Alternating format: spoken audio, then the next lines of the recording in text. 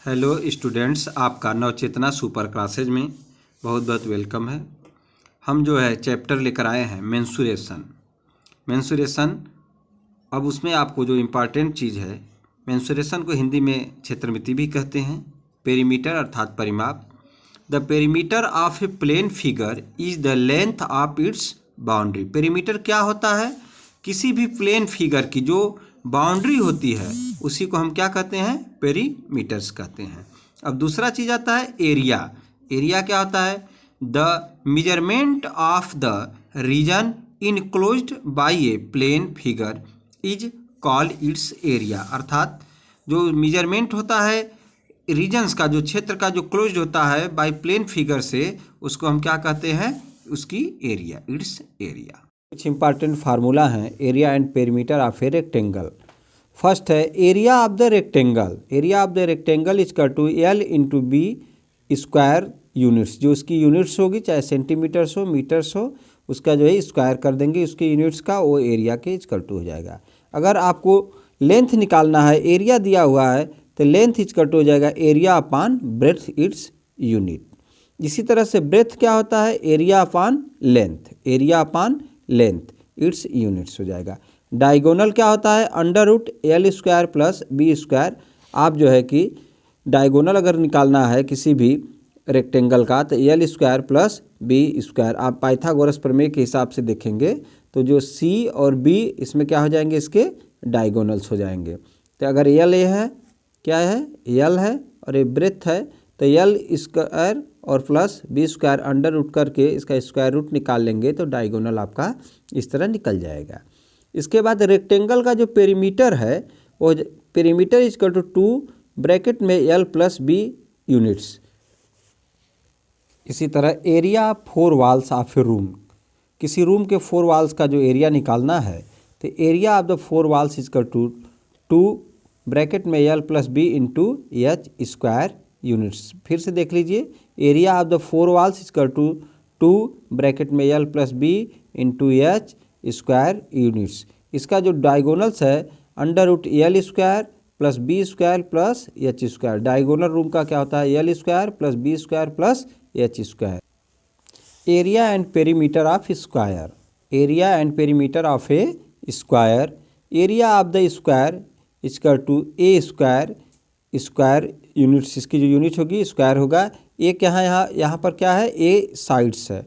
Area जो हमको निकालना है स्क्वायर की, यहाँ ए क्या है? स्क्वायर की साइड्स है। इसी तरह अगर आपको साइड निकालना है, साइड ऑफ द स्क्वायर, तो अंडर रूट एरिया। एरिया का अगर स्क्वायर रूट निकाल लेंगे हम तो हमको साइड मालूम हो जाएगी। इसी तरह अगर डायगोनल निकालना है, स्क्वायर का डायगोनल निकालना है, तो अंडर रूट 2 ए यूनिट्स हो जाएगा। एरिया ऑफ द स्क्वायर अगर आपको निकालना है, डायगोनल दिया हुआ है, तो हाफ डायगोनल का स्क्वायर कर देंगे, तो इस तरह भी आपका स्क्वायर यूनिट्स लगा देने से आपका जो है एरिया निकल जाएगा, अगर डायगोनल दे दिया है तो। Perimeter of the side 4 into sides होता है। ए क्या है यहाँ पर? साइड। 4 इंटू ए करिए, ए यहाँ पर क्या है? साइड है, तो ये आपका पेरीमीटर निकल जाता है। यहाँ पर एक क्वेश्चन है, the length and the breadth of the rectangular field are 120 meter and 75 meter respectively. Find the area of the field and the cost of turfing it at rate 15 per meter square. Second question उसमें है, the perimeter of the field and cost of the fencing is at 40 rupees per meter. वो कह रहा है कि एक जो है फील्ड है जिसकी 120 मीटर लेंथ है, 75 मीटर क्या है? ब्रेथ है। उसमें कार्य क्या कराना है? उसकी एरिया निकाल करके जो टर्फिंग है, घास लगाया जाता है, जो एस्ट्रो टर्फ होते हैं, जैसे हॉकी के मैदान होते हैं, ये सब टर्फिंग का मतलब यहाँ पर है। एस्ट्रो टर्फ जो घास लगाई जाती है, एक प्लास्टिक की घास आती है, उसको जो लगाया जाता है, उसका जो रेट बता रहा है कि 15 पर मीटर उसके लगाने का खर्चा है।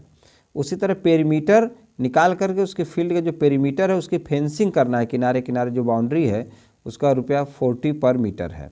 तो उसमें पहला क्वेश्चन है कि पहले आप क्या करिए, उसकी एरिया निकालिए। तो एरिया किसका निकालना है? पहले फील्ड का निकालना है। अब यहाँ पर क्या देखना है? पहले देखना है कि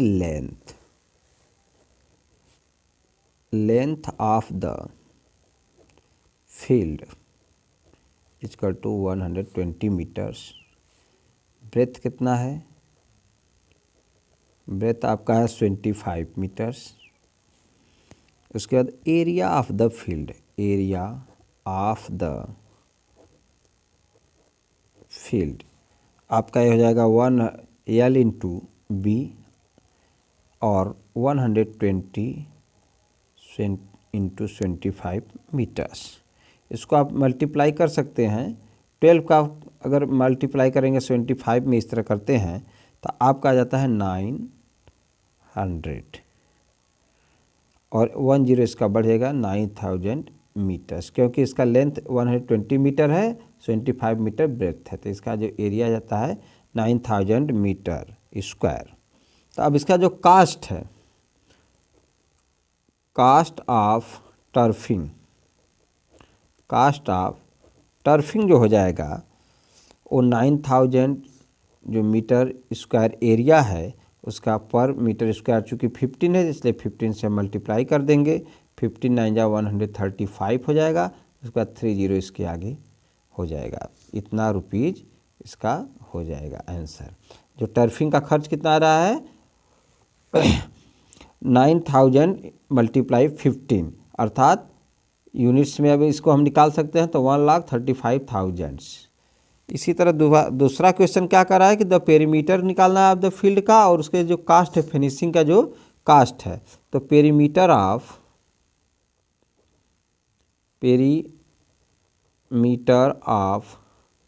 फील्ड ये आपका हो जाएगा 2 into L plus B bracket में। 2L कितना है, लेंथ L का मतलब कितना है 120, ब्रेथ कितना है 75। इसको ऐड करेंगे तो आपका हो जाएगा 5 7 2 9 195। फिर 2 से मल्टीप्लाई कर देंगे, इसको 2 से मल्टीप्लाई कर देंगे तो आपका हो जाएगा 390 मीटर। चूँकि इसमें स्क्वायर नहीं होता है, सिर्फ यूनिट्स का मीटर होता है। तो इसकी जो फिनिशिंग का जो खर्च आ रहा है, the cost of finishing, cost of जो फेंसिंग का खर्च है वो हो जाएगा आपका 390 मल्टीप्लाई बाई 40। इसको मल्टीप्लाई कर देंगे तो आपका आ जाता है 15600। Find the area of a rectangular plot one side of which measures 35 meter and the diagonal is 37 meter. कह रहा है कि इसकी एरिया, एक रेक्टेंगुलर प्लॉट है उसकी एरिया आपको मालूम करना है जिसकी एक साइड जो है 35 मीटर लंबी है और उसका जो डायगोनल है 37 मीटर है। इसमें आप जानते हैं कि चूंकि ये क्या है, ABCD is a rectangular plot है। ABCD is a rectangular plot.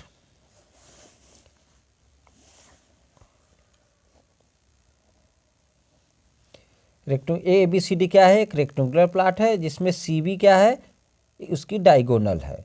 CB क्या है, डायगोनल है। तो इसमें आप देख रहे हैं कि जो ABC भी एक ट्राइंगल बनाता है, उसके बाद CDB भी एक ट्राइंगल बनाता है। तो 35 मीटर अगर CD साइड लॉन्ग है तो AB भी आपकी हो जाएगी 35। उसके बाद आपके पास क्या है, BD जो ब्रेथ है वो X है, इधर भी X मीटर हो जाएगा। तब इसके लिए हम क्या कर सकते हैं, जो BC है, जो BC डायगोनल है उसका स्क्वायर जो है CD के स्क्वायर के और फिर BD स्क्वायर के बराबर, यानी 37 का स्क्वायर इसका 2 हो जाएगा आपका 35 का स्क्वायर प्लस BD का स्क्वायर। तो इधर प्लस इधर आएगा तो 37 स्क्वायर माइनस 35 का स्क्वायर। BD क्या है, x का स्क्वायर। चूँकि A square minus B square के फार्मूले जैसा ये है, 37 का स्क्वायर माइनस 35 का स्क्वायर। तो ये आपका हो जाएगा 37 प्लस 35 एक ब्रैकेट में, दूसरे में हो जाएगा 37 माइनस 35 दूसरे ब्रैकेट में, x स्क्वायर। इसको आप ऐड करते हैं तो 72 2 और इसमें से माइनस कर देते हैं तो 2 एक्स स्क्वायर मल्टीप्लाई करने पर 144 एक्स स्क्वायर। यहाँ पर ध्यान दीजिए, अगर कोई भी स्क्वायर है, इसका नंबर इधर है एक्स स्क्वायर इज टू 144, इसका मतलब क्या होता है? इसका मतलब ये है कि एक्स का जो इक्वल टू होगा, इसका निकालना है स्क्वायर रूट यानी वर्गमूल निकालना है। 144 अंडर रूट है, इसका जो डायरेक्ट वर्गमूल होता है वो 12 के बराबर होता है, यानी जो ब्रेथ आ गई एक्स इक्वल टू हो गया 12, एक्स इक्वल टू कितना हो गया 12 हो गया। तो इसके लिए हम क्या करेंगे, the area of the plot, the area of the plot क्या हो जाएगा भाई, क्योंकि लेंथ 35 है और इसका जो है ब्रेथ 12 है, तो इसको जब हम मल्टीप्लाई कर देते हैं तो आपका आ जाएगा कितना 420 मीटर स्क्वायर। ये आपका आंसर हो गया। Find the area of a square the length of whose diagonals is 8√2 meter. करा कि एक स्क्वायर है, उसकी एरिया आपको मालूम करना है जिसके डायगोनल्स की जो लेंथ है 8√2 मीटर है। तो एरिया ऑफ स्क्वायर मालूम करना है। यदि डायगोनल्स दिया है तो उसका फार्मूला क्या होता है, area of square equal to 1/2 multiply diagonals का स्क्वायर। तो यहाँ डायगोनल्स क्या है 8√2, 8√2 का हम यहाँ पर क्या करेंगे स्क्वायर करेंगे मल्टीप्लाई 1/2। तो यहाँ 1/2 मल्टीप्लाई 8√2, फिर आपस में क्या है 8√2। तो आप जानते हैं कि 2 बार अगर कोई नंबर्स है √2 है मल्टीप्लाई हो जाता है तो दोनों कन्वर्ट होके √2 हट जाता है, वो 2 है तो यहाँ क्या हो जाएगा 2 और 8 का 8 में कर देते हैं तो 64, 2 से 2 को क्रॉस कर दिया, कितना बच गया 64 मीटर स्क्वायर।